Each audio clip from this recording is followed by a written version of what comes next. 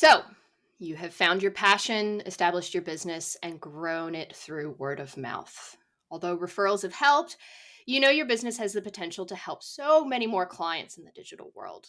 But no matter what you post or how much you network on social media, it seems like your profession just doesn't exist.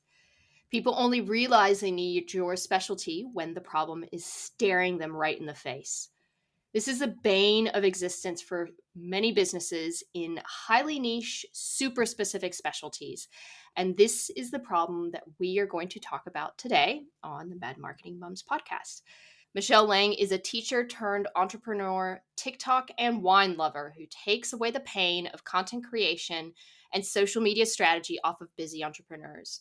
Michelle helps small business veterinarians, clinicians, and practitioners develop their online voice and brand, providing them with the guidance needed to enhance their online presence. Michelle, hello. How are you? Hi, I'm really good. How are you guys? Not We are too bad. great. Thank you. And thank you for joining us. I know it is evening over in Canada there, so really appreciate you tuning in at the end of what's probably been a long day because you're a mum in business like us. We totally get it. So, totally appreciate having you here with us. Tell us and our audience a little bit more about yourself, for those who may be listening who don't already know you and want to learn more. Sure. Yeah. Thanks so much for having me. This is awesome. Yeah. I have been a teacher for 21 years, primarily health and physical education. I have a degree in kinesiology and an education degree as well. During the pandemic, I got a little bored, and after a bottle of wine and, a few Facebook ads, I ended up enrolling in a marketing course, which was great because at that time I had been helping a friend of mine who was a veterinarian with their social media content. They were very, very busy. They didn't have anyone that was putting social media content. They knew they needed to have social media content, but they didn't know anything about graphics, captions, strategy. They knew nothing. So I was essentially helping them with really no business myself knowing how to do it either. So anyhow, that's what started the pandemic, where I actually started to invest in myself. I took a few marketing courses. I ended up taking, at the time, the university in our town offered free an entrepreneurial course if you were an alumni of the university. So I took that, and that just kind of catapulted everything for me because I went hog wild. I went like 16-hour days figuring things out. So when I wasn't, helping my kids with homeschooling or doing my regular career job, I was listening to podcasts. I was reading books. I was taking little courses. I was doing, if there was a free webinar, I did it. I probably have at least 4 binders chock full of notes of things that I had done. And I just started surrounding myself. I really do think this is the thing that kind of catapulted it for me. I surrounded myself with people that were bigger than me. So I had nothing at the point. Like, I didn't even have an Instagram page. I remember my friend said, "How can you be a social media manager without an Instagram page?" I was like, good call. Because I was too busy like looking and consuming everybody else's content. So I just started kind of networking and building relationships with people that I thought were kind of bigger and knew what they were talking about, and really kind of found a little caveat in, being a friend of theirs, seeing what they were doing, admiring what they were doing, and then started to kind of do it myself. And then that's when, the veterinarians led me to another veterinarian, which led me to a therapist, which led me to another therapist, which led me to another therapist. And that's just, I think the rest is history, really. That's so interesting. It's funny because I feel like before the pandemic, there was kind of this mindset or stigma that you have to be like professionally educated to be Mm-hmm.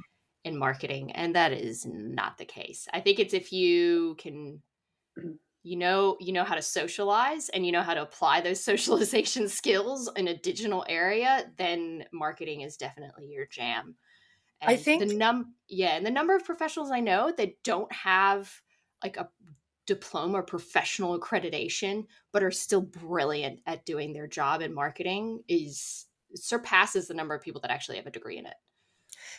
And I honestly think that the comparison or the parallels between being a teacher and being a Mm. social media manager or a marketer are eerily similar. Like if I were to actually spell them out for people, people would be like, wow, that's never really thought of it that way, which I'm actually going to do a series on that in TikTok coming up about how like the lessons I learned as a teacher and how they apply as a social media manager or as a marketer. And I really think that that skill set is what set me apart. Again, loved the courses that I took, no shade to any of those courses, learned a lot of things, but it was really the skill set that I had as a teacher that helped me be successful as a social media manager and marketer. Mm, brilliant. Yeah, I can't wait to hear about that series and watch it on TikTok since we're TikTok pals and everything. We are. Yeah. So let's hop into some of these questions about being a Sure. super, super niche specialty, because that sounds like it is your jam with the kind of clients that you've attracted. Mhm. What are super niche clients struggling with when they come to you? What is that misconception that you keep seeing over and over again once you've spoken to them and when it comes to their social activity and also their specialty?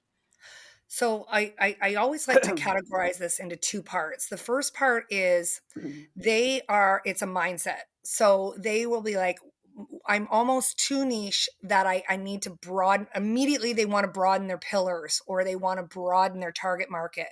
So it's hard for them to think that there's actually someone out there that would buy their product or their service. So I think that is the mindset part of it speaks to the fear and the what if I start creating this content, or what if this business fails? I believe in it, but what if no one else believes in it? So then they want to broaden their pillars out and start speaking to more people in the hopes of getting those people. But the problem is that goes back to the second problem, which I say is, who is your target market? Because the clients that I have, and specifically I have one client, and get this, her niche is that she speaks to therapists that want to raise their fees in private practice, and she actually teaches them a framework on how to raise their fees ethically and responsibly in private practice and get off insurance panels. Like there that I mean that's I mean when she told me that, I was like, Mm. dang girl, I'm like, that is super super super niche. But her content is the stuff, and her content strategy is the one that I had the least problem with because it's so niche. And because we are very, very crystal clear on, we drilled down who exactly her target or ideal customer is. We know exactly what their problems are, and we know exactly what the solutions are, and we know how to speak to those problems in a variety of ways to be able to we know how to agitate the problem, because it's really only one problem, in a variety of ways. And we know how to speak to the solutions, whether that's, we speak to them. I hate to say it, we sometimes do use fear in terms of some of the marketing tactics and messaging that we use. We definitely use the fear of missing out as one. We speak to them about their scarcity mindset. And it's funny because sometimes I'm writing this content and it's so spot on that it could be attributed actually to many people. And sometimes I'll sit there and go, I'll say to her, to the client, I'll say, wow, like this could be attributed to every entrepreneur, the way that she speaks. But we really speak to therapists. We use their language. We use the words that they're using. We use the key phrases that they use, because I sit on her workshops and I listen to what they're saying in the chat. I see what they're saying, and I just replicate their words in the content. So in speaking of her being super niche, um, and my other clients are too, but hers is super, super niche. I find that the easiest content to create. And Mm. she's the one that grows the most. So taking a step back, and you're saying that misconception is that they think that they need to go broad. When they come to you, then when you have a look at what they have been doing in their activity, then what do you see is the biggest problem? Is it that they've been going too broad, or is it that they actually have no idea who they really need to talk to? I think it's a mix of both. So a lot of Mm. times they start speaking to everybody, right? They're like, okay, well, I need to speak to more people. So instead of me talking about raising fees, maybe I can talk to them about how to build a private practice as well. I'll do both. And Mm. now the messaging is, now we're speaking to different people, because people that she is speaking to about raising fees in private practice already have an established private practice. So if she were to start talking about here's how to build a private practice, she's speaking to someone totally differently. It's a Mm, total different person. So there's that aspect of it. And then the other aspect that you spoke about it just at the beginning there was that they don't have a strategy to their messaging. So I had a client that had come to us that had been on social media, let's say for a year maybe, and she only did promotional kind of content. Like, look at me. This is what I'm selling. This is what I'm selling. Buy this, buy this. You need this. You need this for your business.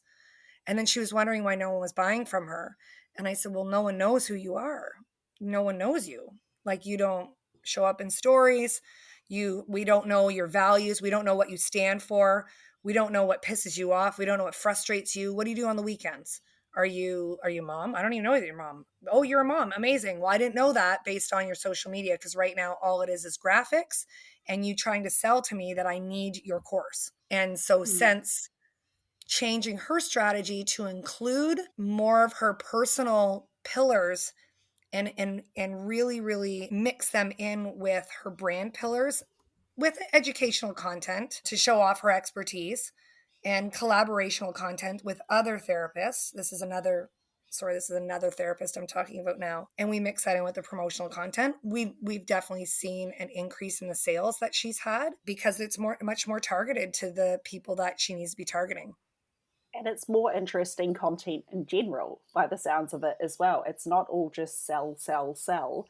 It's letting them get to know that person behind the brand and making that human connection, which, as we know, people buy from people. So, really interesting. I like that approach. And like you said, people had no idea who she was. I'd love to ask then what happens with some of these really specialty niches if people like don't even know it exists, like,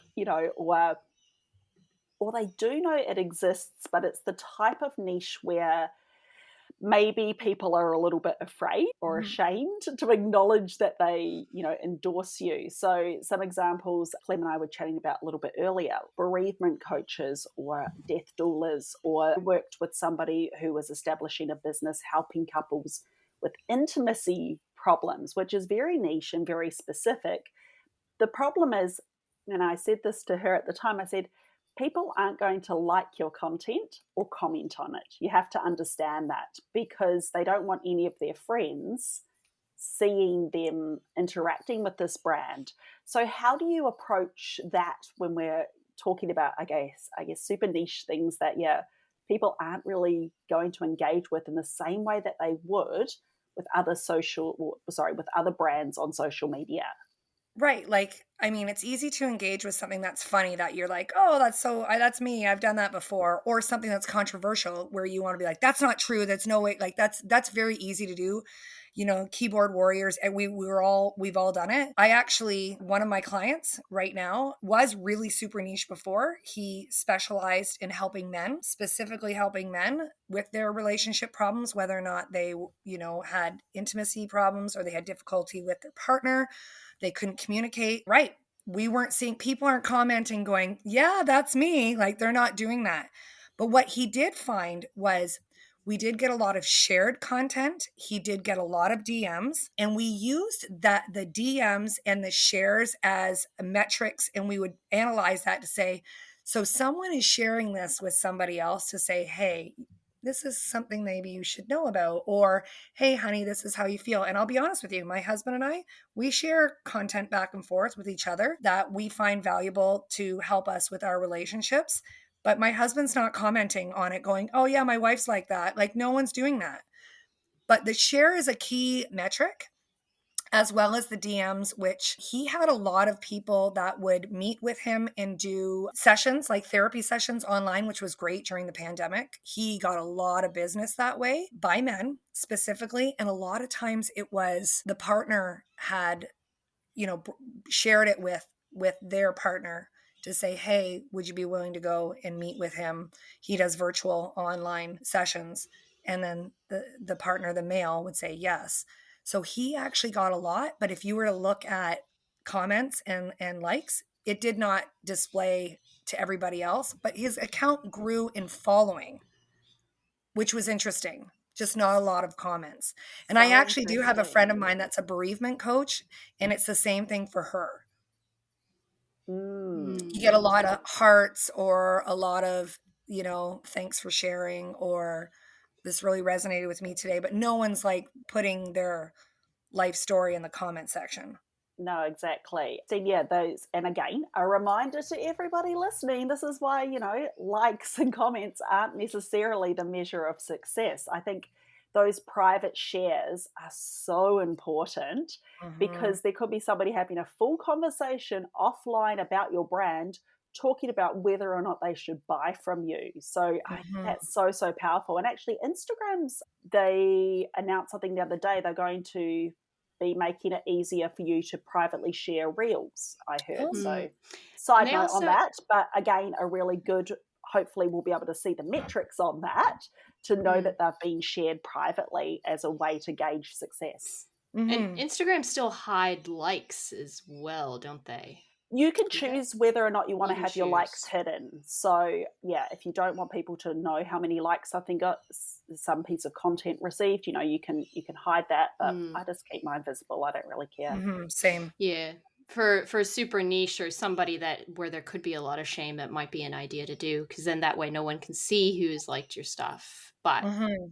as you said, Michelle, it's the shares and the DMs. It's those, I don't know what to call them, semi private type of engagement that works really really well with I super think it niche. just protects the person, Mm, and they are still, they feel protected by sending the DM or by sharing it.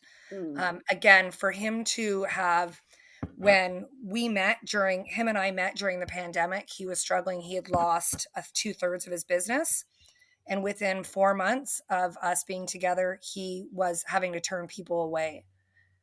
And yeah. that was Okay. all from stuff that was happening behind the scenes, like shares DMs. Like that's where he was getting men that were either approached by their partner or approached by a friend because of stuff they had seen. yeah. Mm, Consistently seen. That's another key. mm. So I guess to sum it up and say like one or two sentences, then what is then that mindset that you think that these super niche or stigmatized specialties, I guess we could call them, the what is that mindset that those people need to have in order to actually find that success on social? Yeah, I think you're just going to have to, imposter syndrome is always going to be there. We all have it. It doesn't matter. It never goes away. It just needs to be sat at the door when you're ready to start creating content, because when you start, if you know exactly who your target market is and you know exactly what their problems are and you know how to speak to them, you will create content that you won't be able to stop creating content. You'll have so much content, it's just flying out. And start talking and being really specific, and you will be surprised. You'll be surprised. Like I Mm, said, the one that's the most super niche is the biggest account that I have, yeah, and that's, she's the I most think, successful. yeah.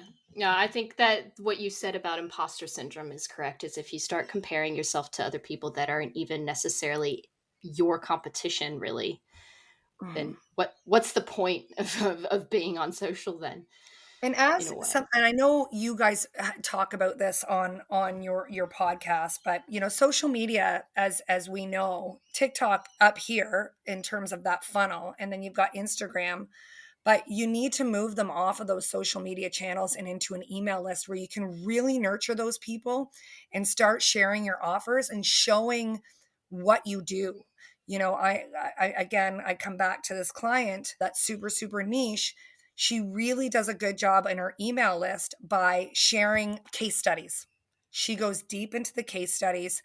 I mean, I read these things and I feel like I'm a therapist and I'm ready to raise my fees in private practice. Like she's got me hook, line, and sinker in there every single time because she tells a story, a really deep story in her email list that we can't do on social media. We just can't. So her email list now is like, I don't know, 6,000, 7,000 people strong. And the click through rate is very high, very, very high.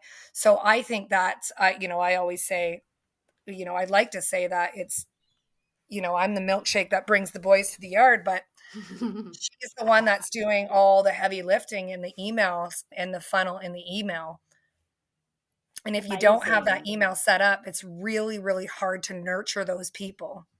Yes, because as we know, you're not in control of the algorithms and who logs on when and who sees what and all of that stuff that comes with social media. So I love that you've made that point there as well. It's not just about what happens on TikTok or Instagram or Mm-mm. wherever you like to hang out, it's about that next step. Speaking of steps, that gives us a lovely segue into our next question, Michelle. So, if we've got listeners at home who are in a super, super niche industry, or they are working in one of those industries, and I'm thinking often like medical industries Mhm. where people maybe are going to be engaging in their comments, or perhaps they are a little bit restricted by what they're allowed to do. What, I guess, are their first steps in getting their content sorted? What should they be kind of considering first when creating that content plan? Yeah, so what we do with all of our clients is we do a deep dive on exactly who their target audience is. We want to know exactly who we're speaking to. So as you know, like it's sometimes I say it out loud and people are like, "Yeah, but I want everybody as my customer." And you guys know as marketers, that Mm-mm-mm. is the worst thing to do. So a real deep dive and determining exactly who the client is that we want to attract and what are their problems.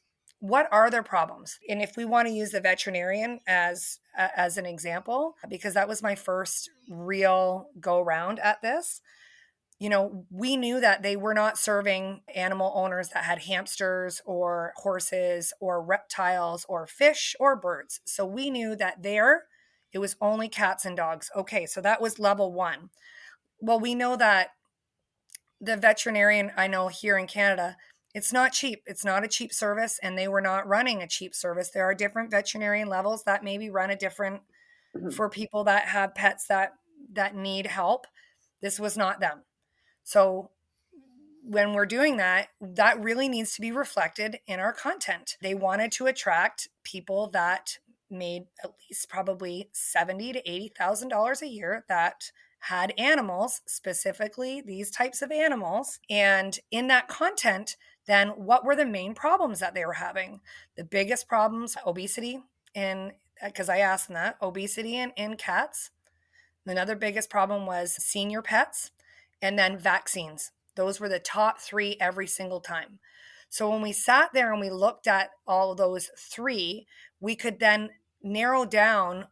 Again, that was what they said 70% that they deal with all the time. So we could then narrow down how we were going to communicate their message and how they help. How do they help? Right? What's the problem? Can we agitate the problem a little bit? Sure. During the spring months when ticks are around, I'm going to agitate that problem and I'm going to show you what happens if you don't get the vaccine for ticks, for example, and why they are the solution. I'm going to show you some of the things that could potentially go wrong with your dog if they don't get the vaccine. Unfortunately, not ideal, but it certainly, again, I bring the milkshake to the boys to the yard, and they will then all of a sudden they would get an uptick in vaccine appointments. So we really, really spoke to that and using the governing body. So in this case, it was the Canadian Veterinarian Council governing body on what we can and cannot share on social media. Like they had certain things that they were allowed, same as the therapist. So there's only certain things that I can and cannot share on there, but we use that as a guideline to create their content strategy and ensure that we were doing a good mix of entertaining content, educational content / informational content, as well as promotional content on their social media. And one thing that always really, really worked well with the veterinarians that I served was sharing like the new puppies or the visits that they would have and be like, Rocky came in for his monthly checkup. Here's Rocky getting cuddles by Clem. Oh, People love that that's going to shit. get good engagement. Oh yeah. Dog content. They loved it because Yeah. again, it's real, it's puppies. Look at how much the puppies or the dogs are being taken care of in their care. And I personally, had them take care of an animal that I had passed away, and their care was phenomenal. And I wrote like a Facebook post on that, and I made sure to, share that over, we would always get permission, of course, but share that over on their social media, because anybody that's an animal lover, cat or dog lover, they want to make damn sure if I'm going and I'm putting my cat or dog in veterinarian's care, we want to make sure that they are like lovers of dogs and cats too, and taking care of their fur baby. You know what I mean? Mm. Mm. Yeah, I mean, statistically, we spend more on our pets than we do on ourselves. Isn't that crazy? So it's insane. I mean, they're fur babies, right? Absolutely. So I mean, like you want to see that content and you almost expect it, I think, in a way. Like subconsciously, you're going to expect to see cute puppies and kittens and stuff on a vet. Hmm. But it's those referrals and those testimonials that work really well. What Big happens time. then? Yeah, what would happen then, I guess, if you can't use testimonials and such? What would you recommend then for someone? So I know, like, say with your therapist, for example, I know with medical ethics, they aren't actually allowed to post testimonials on social. No Yep. medical body is really able to. And you see Yep. those wellness coaches, infertility coaches, the ones that do put the testimonials on are most likely not actually medically licensed. They've Right. got like some 2-week course that they've done. And Hmm. that's their pros at what they do then. What would you So what? recommend to someone like that?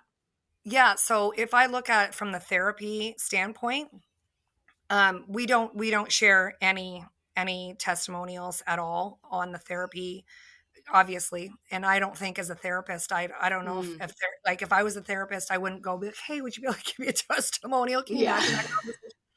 So you're all better now? Great. Could you just let everybody else know? Like we know that they're like it's gonna be word of mouth for them for sure. Mm, Um, but one thing that we do on the social media is they'll say like in our experience working with clients, these are some of the things that we've seen. When working with clients, we have experienced this. When working with clients, this is mhm, their number one, blah, blah, blah, blah, blah, blah, blah.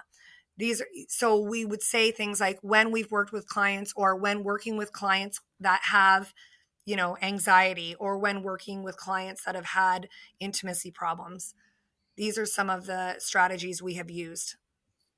That would be what we would say in that way. Yep. mm. So But keeping we it would really never ever. factual.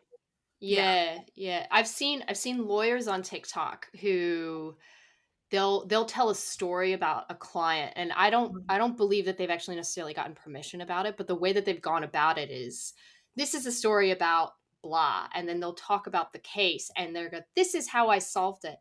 And it's actually Mhm. backfired on them, because while they are showing their expertise, they're almost using the client as a pawn for their own success in a way. And people have just gone back to them in the comments going, you're actually like using your client as almost a pedestal to show off yourself versus really showing your expertise, and it just Yeah. eliminates any sort of trust.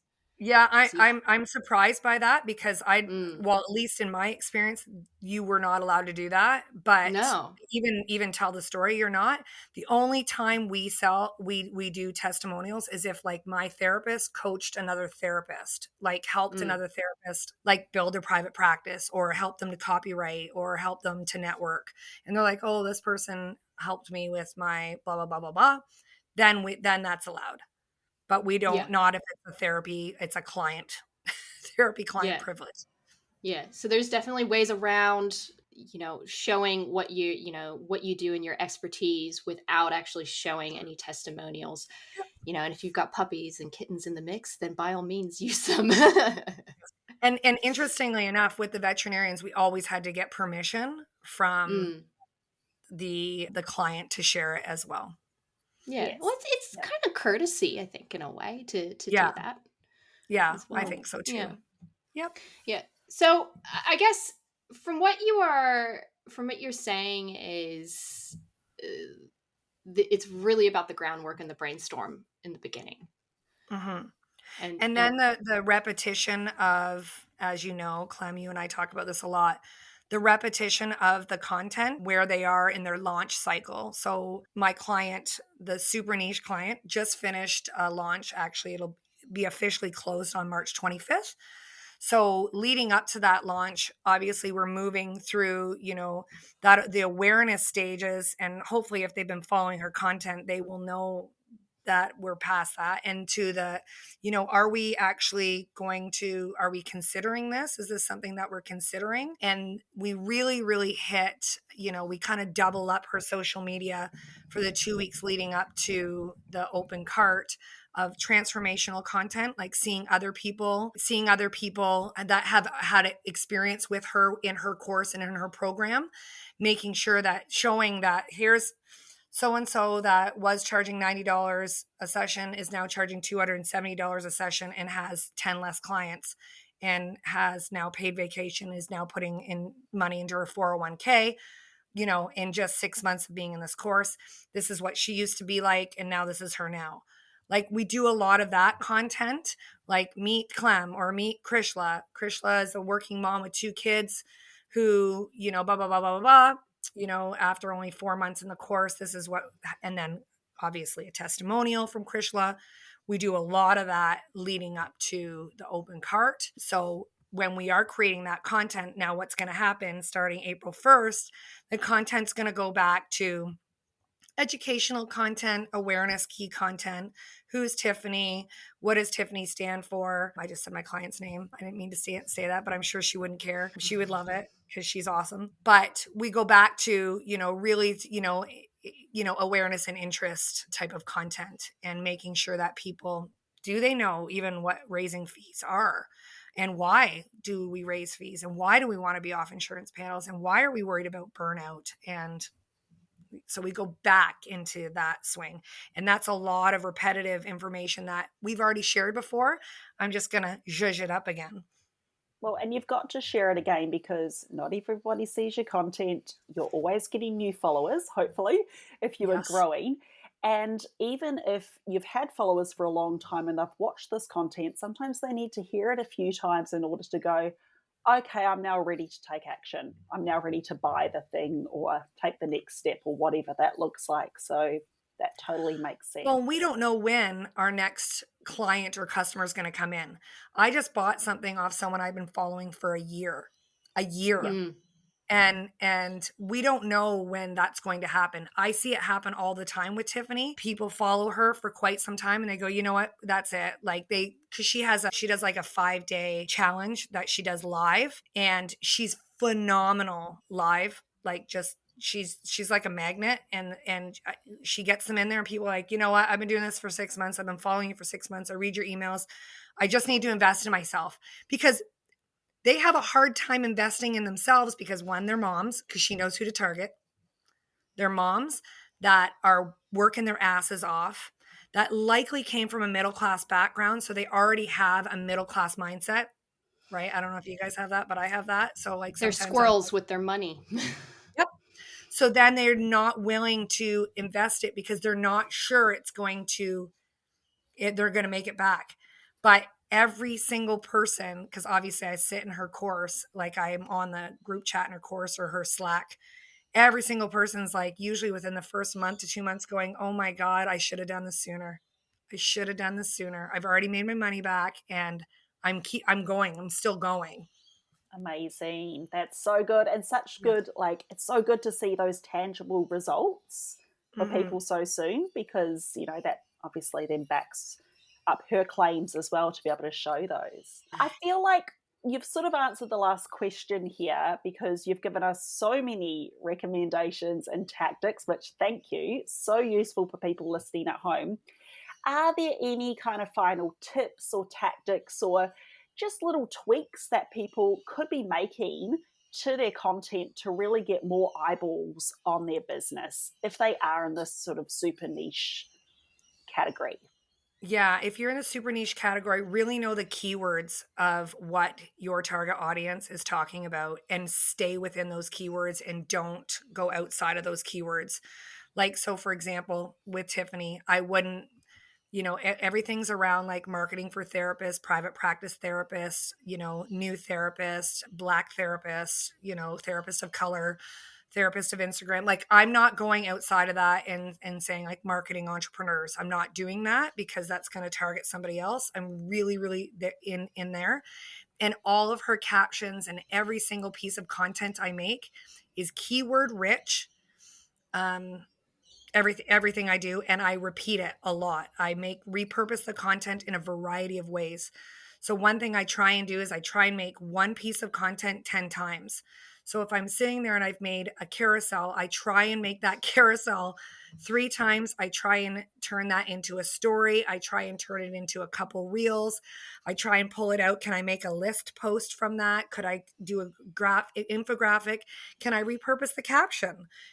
So that way that the messaging is consistent.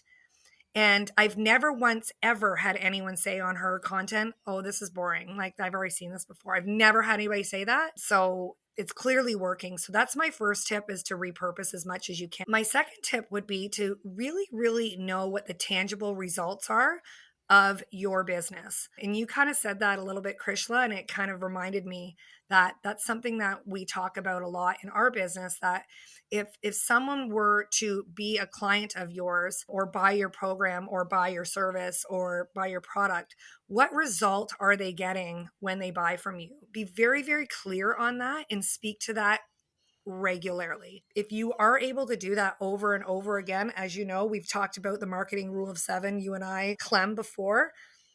It's more like the marketing rule of 20. Like, we got to be doing this over and over and over again. What's in it for me? What will I get if my mom, we'll talk about something basic, like my mom sells bracelets. What do I get when I buy those bracelets?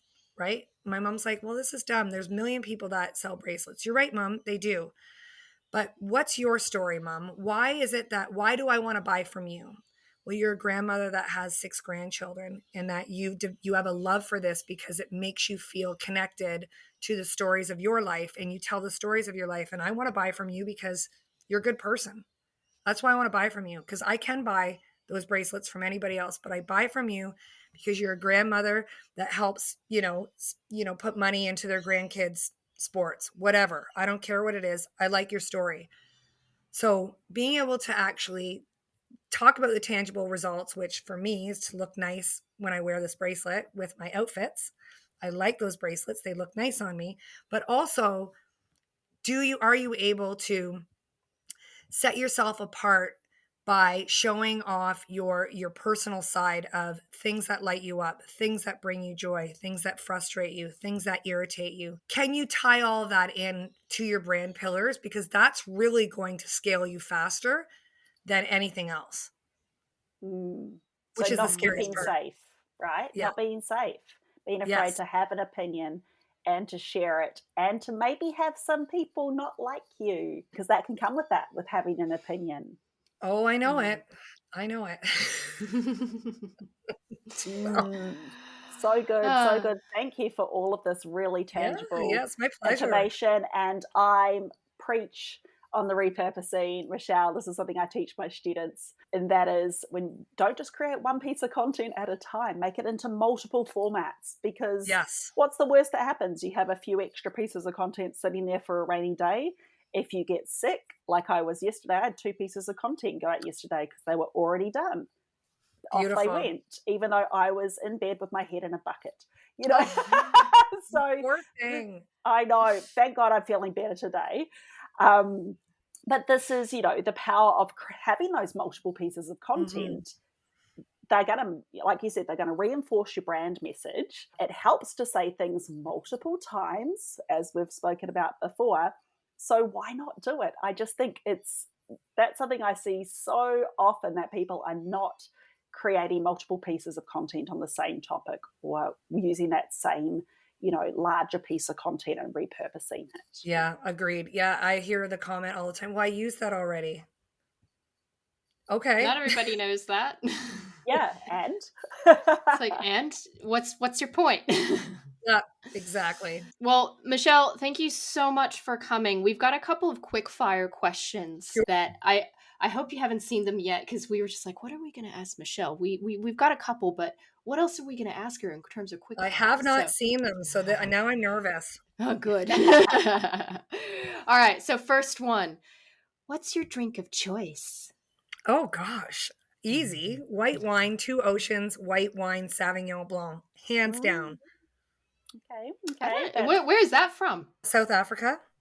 I've Okay. been drinking that wine since I was 21. I'm 47. I don't drink any other wine. How crazy is that? Like, I literally am floating that brand myself. Are they on TikTok? Because then I think you should just like see if they can be like you can become their brand ambassador. Honestly, I should be because I can speak to everything except I only drink their Sauvignon Blanc. I mean, I'd have to start drinking their other stuff, which, whatever. Look, And then what if we you might, didn't like it? yeah, That'd be awkward. Right? Michelle, I we'll feel have like I want to to, send you through some other white wine recommendations. Okay. Yeah. yeah, or you come Mm. around here and we'll go on a couple of wine tours. Oh, you know what? Yes. You got me. I would love to come there. Aussie. That was I never went to Australia when I lived in New Zealand. Isn't that crazy? Ah, that's very crazy. I went And to Mm. crazy that Fiji. you're not then into the New Zealand Sauv Blancs because that's kind of what they're famous for, right? Yep. Personally, I I don't like like them. them. I do like them. It's not that I don't like if it was there, like, and they're like, here's a Matua Valley or Marlsborough, like I would be fine with that, but I find them very spicy. So I can only take Mm. them. Yeah. Yeah. Look at Yeah. us. We've just got on a total tangent about wine. Yes, Yep. even though I'm a Kiwi, I'm going to betray my country. I'm not the biggest fan of Sauv Blanc. I prefer a Pinot Grigio, but Yeah. I love Pinot Grigio too. I would drink a Pinot Grigio as well. ooh, okay, good. Good, good, Yes. good. All right, Yes. Clem, you're going to have to ask this one because Oh, I don't know what okay. this is. All right. Another Clem specific question. Let's go. Tim Hortons or IHOP? Now I'm asking this because just for reference, Michelle is in Canada, but she's very close to the US border. So I suspect that you've tried, you obviously like Tim Hortons, but you also know exactly what IHOP is. So which one would you Yes. vote for? Tim Hortons hands down. Not even a question. Now, for And our what Aussie, Because for of the our Aussie story of Tim listeners, Hortons. Again, you want to talk about, a brand. That's the story. The story behind Tim Hortons. It's like when I was a little kid growing up, Saturday mornings we're going to the hockey arena. The lineup to Tim Hortons, everybody did it. Everybody had Timbits. Every parent had a coffee. It's still the same now. It tells a story of your childhood. So I go hang there on. and yeah, that's There's Timbits. What are yep. Timbits? They're supposed to be the middle part of the donut, but they make them on their own now. Like they make them so they're a bit bigger than that. But you just My mind went totally into the gutter when you said that. what did you think it was? I don't know if you remember like Alec Baldwin on Saturday Night Live, and he did Oh, a sweaty Shwetty. ball? Yeah, Pete Shwetty. Krishla, I don't know if you know what I'm talking about, but I'll have to find it on no. YouTube and Oh send my it to god, you. the sweaty balls? The Shwetty balls, yeah. Yeah, You but never- they're not sweaty balls. They're really good, and like dogs love them too because they'll like if you go through the drive-through and if you have a dog, they'll always give the dog a Timbit. oh my gosh. Yeah, I'm gonna have to find it for you, Krishla, and All right. then you'll be like, yep, okay, I get it now. that's not what they are. They are. For our Aussie listeners, Clem, what is Tim Hortons? Because I think they would have Tim, heard of IHOP, which is a crappy coffee place, cafe. yeah. Usually all-American open 20 diner. Yeah, usually open 24 hours a day. But Tim Hortons is, I guess, the Canadian version of It's IHOP Canada's or it's Macca's Canada's or beloved like picture it like it's our Starbucks. We have Starbucks yeah, here, okay. but it's our Starbucks. But Yeah. it's not as like eclectic and bougie. Like It's Tim Hortons.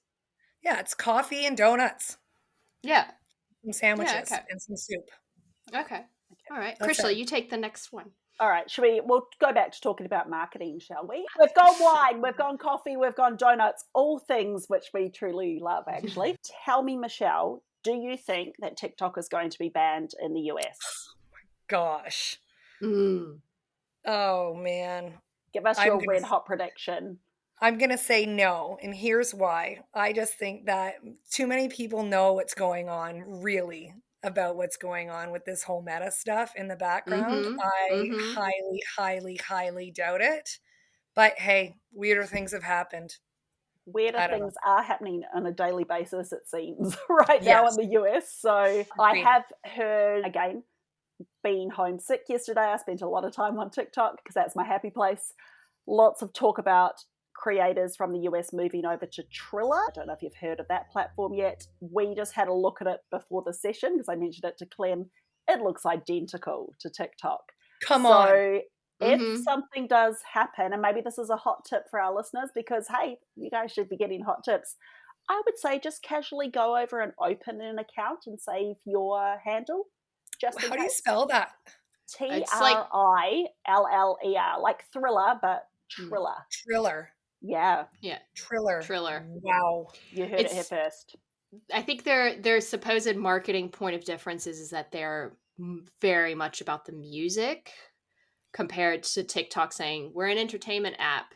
I think Triller is based more on the music, so like creating your video around the tune. Okay. From the 5 Okay. minutes that I looked at it, that I think that's what I understood. Okay, now I do have a quick question. Who owns it? Ooh, I that's a good think it's a question. US based company because I Yeah, but saw is a it few. Mark Zuckerberg? Because if it is, then I will. Who knows, right? Think of all the shell companies he would have. Look, we're probably Mm. going to get ourselves cancelled. Shh. We Yeah, might need to don't. talk about Yeah, this off air, right? it's true Before we though. get Yeah, some a does he knock own a at the podcast? door. But there you go. So that was one of the. There was another platform, but I cannot for the life of me remember the name. But luckily, my phone will be listening. So next time I get on TikTok, it'll show me. If that Perfect. happens, Michelle, I'll DM you with it. But yeah, Triller was the one that a few people were talking about yesterday as a backup plan.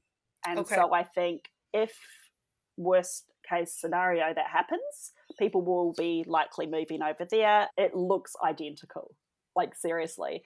So I think it's worth hedging your bets and just setting up an account there. You never know. And it could actually just be like the next big thing. Like, you know what these accounts are like. Or it could do a clubhouse and we'll just forget about Right? it in a few months' Oh my time. God. What a joke. Yeah. Mhm. Awesome. Okay, Clem, do you want to wrap things up with our final question? Yeah. So, what's your one tip for parents in business? Oh my Or your gosh. number one tip, maybe. tip. Yeah, You've probably your got a number few. one. Like we know you've got a few. What's your number one? Oh, parents in business. Oh my gosh. Oh my God, you guys, this is a really hard question because I'm going to go completely different than what I would have probably said. I'm going to say my number one tip is to actually show your kids what you're doing in business and show them. I know that my kids are now interested. During the pandemic, I was showing them what I was learning. I was showing them that you don't have to, it's not, a straight line, high school, grade school, high school, college, university. It can be the line can look different and you can make money in different ways. But no one ever showed me what it was like to own a business. So when I was doing like my spreadsheets, I was showing them how I was doing my spreadsheets. I was showing them how I was paying taxes. So that's one thing that would be my tip. But if you want me to talk about like other things, I could for No, Yeah, that's youngest a kids. good one. I I love think that's a that. great tip. Yeah. Yeah. I And think you never know, you might also, get Sorry, go sorry, ahead, Clem. Crystal. No, you go ahead. That's going to get cut out. Let's edit that part Yeah. out. Also, I think as a mum in business, as a woman, and I'm going to generalize here, but sometimes, I've lost my train of thought. Bloody hell. I'm sorry. That is probably my fault. That's also going out as well. What am I trying to say? I'm trying to say, yeah, okay. Also, I think sometimes as like a mum in business, if we're not doing the traditional style of work or we're not being recognized, for that, it can be really hard to show what it is that we're doing to our children and for them to really understand it. So I love that you've shared that so that your kids can be like, hey, mum's actually doing something cool too. Even if maybe that business isn't bringing in a whole lot of money yet for the family because you are building it from scratch, to show them that process of building that business or of making money in different ways online, I think is a really nice way to show them, hey, mum is contributing to the family but in a different way to perhaps dad. If dad's leaving the house and going to the job, again, I said I'm grossly generalizing here, but I think that's the reality for a lot of mums who are working part-time with their own business, but also being the primary carer for their children. Good one. Yep. Well, thank you so much, Michelle, for coming on, and I Thanks, hopefully girls. we haven't made you stay up too late or anything. No, no, I'm just water, brush teeth, and bed. Yeah, Now, So nice. where can everybody connect with you? Obviously, we know that you are on TikTok. Where else do you like to hang out online? on Instagram, yeah, same handle, Michelle Lange Inc. And I just started a brand new Instagram account with my business partner.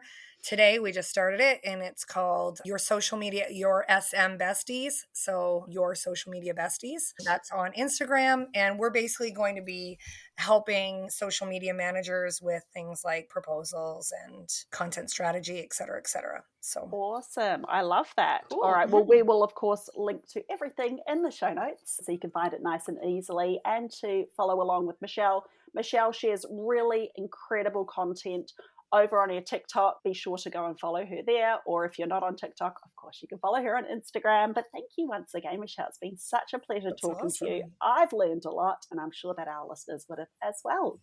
Awesome. Thanks, Thank you, Michelle. ladies. Okay. Bye. Stay mad. All right. I'm just stopping now.